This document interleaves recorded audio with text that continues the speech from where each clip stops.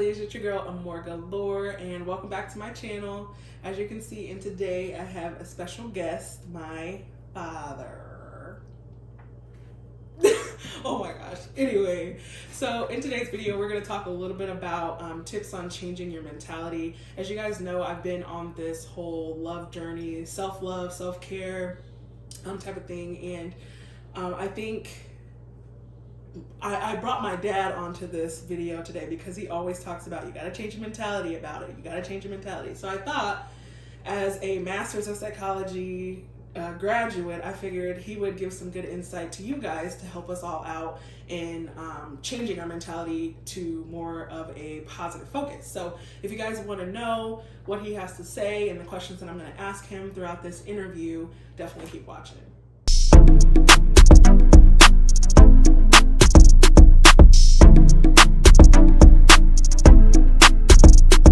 So welcome back again. My name is Amorie, aka AmorGalore. If this is your first time viewing, welcome and thank you for coming. Go ahead and press that subscribe button and that notification bell so you can be notified of all the new videos that I post. And as always, you guys who are returning and watching my videos, I really appreciate you. So thank you so much for continuing with me in this YouTube journey. Okay, so like I said, in today's video, we're going to talk about tips on changing your mentality. So I'm going to ask my dad a few questions. Like I said, he is a graduate. He has a master's in psychology, so of course he's done his studies and all that to obtain that. So I feel like he's going to have some good insight on helping us with our journey of changing our mentality. So I'm just going to ask my questions. He's going to, say whatever he believes, whatever he thinks, and I may chime in, and we'll just keep it moving forward for you. So question number 1. What does negative thinking do to your physical body? Negative thinking can cause, stress on the physical body. It can cause you to do, have a lot of erroneous thoughts about yourself, about others, right, and how you view the world around you. You can think all kind of negative thoughts about, like I say, yourself and others. And you start to tend to believe those negative thoughts. In actuality, you become those negative thoughts that you think. Right. You actually become that person that you believe you are, when in reality you're really not. Right, and I've definitely been there quite a few times. And like what he's saying definitely resonates. I know my mom often gives the example that if you're a parent and you're telling your kid they're never going to be nothing, they're going to grow up and think that. So that's very, very true. Okay, so next question. Why do you think it's so easy to think negatively about ourselves?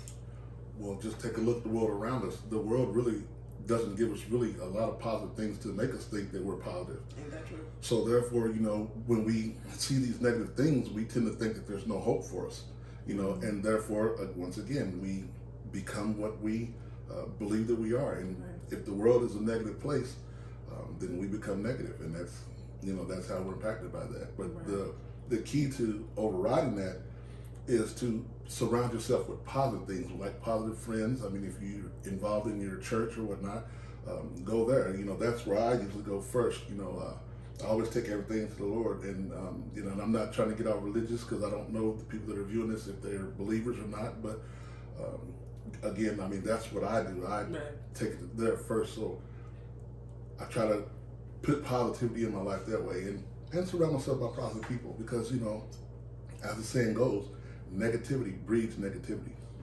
right. Like what's that saying? They say misery loves company, because all miserable people gathering around are just gonna be miserable people. Misery has a lot of friends. Yeah. That's true. Okay, so what types of things can you do to work on changing your mentality? Well, as I stated before, positive people. Mm-hmm.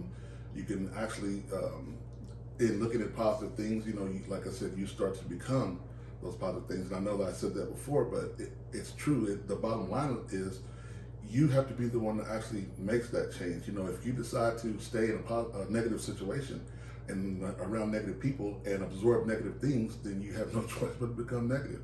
Right. So, but the flip side of that's true too. If you surround yourself with positive people and positive things, you become positive. But the one thing that you got to understand is no one's going to make you positive. You have to do that yourself, because even if you're around positive people, you still have to think positive about yourself, because a lot of people can give you positive things about yourself, but you in turn have to believe them in order to become positive. Ooh, yeah, that I still struggle with that today, honestly. Like when people are like, you're beautiful, or you're so sweet, you're kind, you're giving, and I'm like, cool, like, okay. Like, but you really do have to believe that to be true for yourself. Because if you don't, then it's literally the compliment's gonna come and it's gonna bounce right back off of you. Like like nobody even said it to you. So that is very true. So what are your thoughts? And I'm going to preface this question with, this is solely his opinion. I may chime in with my opinion as well. But you guys may have differing opinions, and that's totally okay. Go ahead and comment down below what your thoughts is on this specific question. So what are your thoughts on taking medication for you to have like a stable mind, stable mentality, on that line of things? I'm split on that, because I think in some cases, medication is good, and in other cases, medication is not. And what I mean by that is, I have a friend that he's prescribed medication, but when he takes the medication, I mean, it makes him a whole different person. He's groggy. He's, he doesn't, he's not himself, so to speak. Right. And, in that case, I think medicine is bad. But on the flip side, I have friends that do take medication, and the problems that they're having and they're facing, it seems like they're able to deal with them a lot easier. My problem with the medical thing is some doctors tend to prescribe medicine to try to get rid of the problem, and that's never the right thing to do, because they tend to over medicate the people when they do that. Dollar signs, that's what I see it as. And when they do that, it really doesn't benefit the person. I mean, in fact, I believe that it just makes them worse. Now, in some cases, and people that I do know that do take medication, and they take it and they're able to adapt to the medication and live normal lives, what we would see as normal.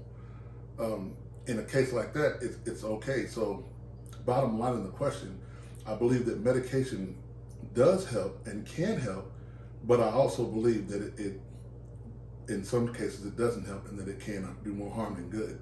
It's just it's a thin line when it comes to medication, and it's just my personal opinion. Right. But I also want to say, I don't encourage anyone to stop taking their medication if they are prescribed medication, because this is solely my opinion. Right. So if you're prescribed medication, if they're prescribed medication, to continue taking it and seek the advice of a true professional to whether you should get off of it or not.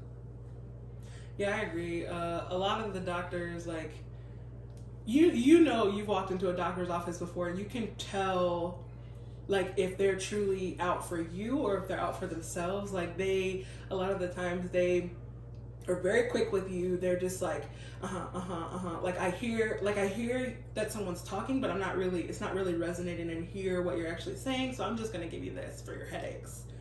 No, like, have a conversation with me. And so I quickly stopped talking to those doctors. I do not work with people like that, because I get hot-headed when it comes to that, because I'm like, look, this is my time and my money, so you better do right by me. I would recommend in that, definitely go to a doctor or seek out a doctor that you trust and that is actually going to have your best interest at heart when it does come to medications. Me personally, for years, I was against medication, because I'm just like, you know what? I can do this myself. Like, I can work on this. And I was eager to, and still am eager to, do better for myself and just treating myself right mentally. And, recently, just to be candid with you guys, I've had to take some time. I needed some time for myself, and I needed to figure out, like, what was really going on with my mental, and if it's something, that I could really handle myself, or if there was like an imbalance. And like, if there wasn't, I am on medication now. I just started recently, and I will say that, coming from a person who has never taken medicine for years and has gone to counseling, doctor's appointments, all that stuff, and it still hasn't changed. And then finally I found a doctor who is actually, like, listens to me, and she took ample amount of time to talk to me about my concerns with, my mental health and stuff like that. And And she's like, you know what, I hear you and I see you where you are. I know you don't really want to take medicine, but this medicine, she told me all the benefits, all the cons, and she told me that it's not going to change who you are, which that's a big thing, like you mentioned. You know, sometimes medicine changes people and changes who they are because doctors are over medicating, or even under medicating. You know, that can have some effects too. So definitely choose a doctor that's going to, you know, benefit you. And, you know, like I said, she was telling me about everything that went into the medicine, and that was like really big for me. And it's a right now thing, it's not a forever thing. That was another huge thing for me in wanting to take medication, because I'm like, look, if I have to take it now, that means I'm going to have to take it for the rest of my life, and with this medication you don't. So there are options out there. I know there's this big stigma with the Black community that, you know, we just have to work through, we just have to always be strong, and we always have to present as we're always hardworking, we never get swayed, you know. And I realized that I was having a little bit of that with myself. And so I'm just like, you know what?